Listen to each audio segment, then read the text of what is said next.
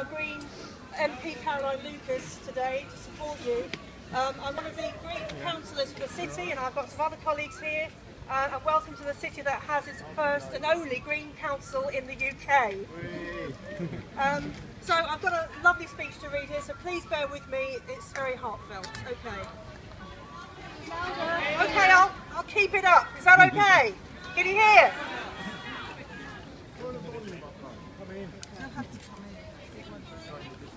Can you hear me?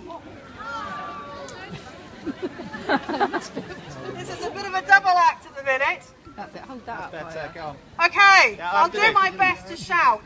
Is that all right? Yes. Come on in, listen. Move in. Okay, so it's a pleasure to be here today to read a statement on behalf of our Green MP, Caroline Lucas, who has been leading the parliamentary campaign against badger culling, but who unfortunately cannot be here today. She has asked me to pass on her heartfelt support to all of you who are so committed to protecting Britain's badgers from needless slaughter. Here is what she says. This government should be ashamed of the way it is ignoring public opinion on badger culling, the way it is cherry-picking the research that's already been done and failing to heed the opinions of so many scientific experts, the way it is ignoring a parliamentary vote that I secured and which sent a clear message to ministers that MPs don't back their culling policy, and the way it is constantly shifting the goalposts, trying to get the results it wants from those pilot culls. Bovine TB costs the taxpayer around 100 million in testing and the slaughter of animals and compensation to farmers.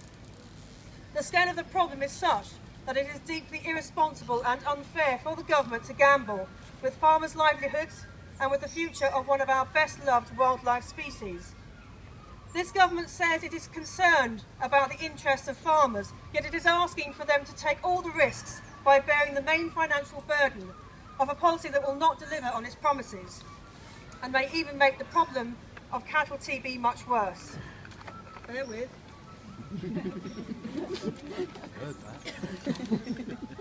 Our farmers deserve better, and our wildlife certainly deserves better too.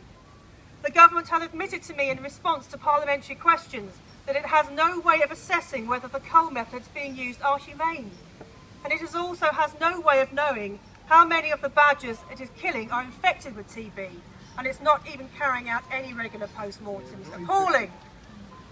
It is unacceptable that millions of pounds of worth of public money has been spent on conducting and policing these pilot culls when there is no framework in place to assess the impact, as well as plenty of clear evidence that culling will not achieve those desired outcomes.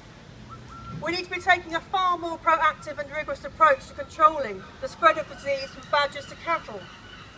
That means investment in vaccination, in biosecurity, in improvements to animal welfare and other evidence-based alternatives to culling.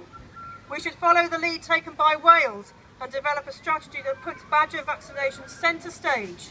And we should prioritise securing the necessary changes at EU level to allow a cattle vaccination plan to go ahead. Yes. So lobby your MEPs, please.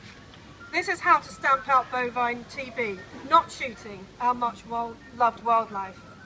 And across the country, people have taken to the streets in defence of the badger, one of Britain's most loved and iconic animals, and all of you here come from all over, I believe, to do this today.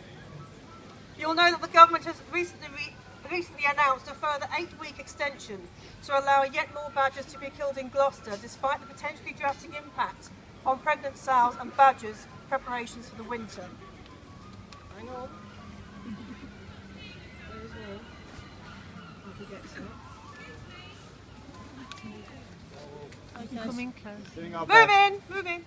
The prospect of badgers being culled in Sussex is now also facing us.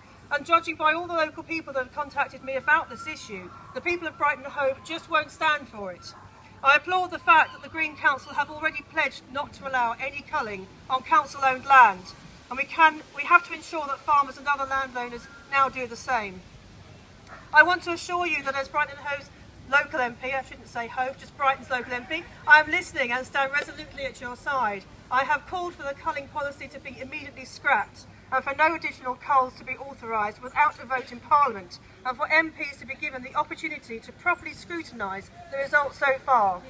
There is no way that the 2 deeply flawed pilots held this year can be taken as definitive.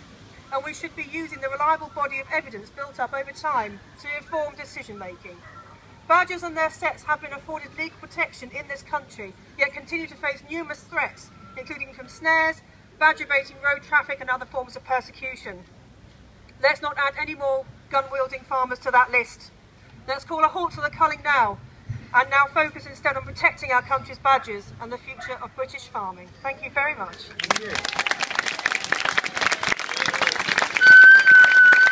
Thank you.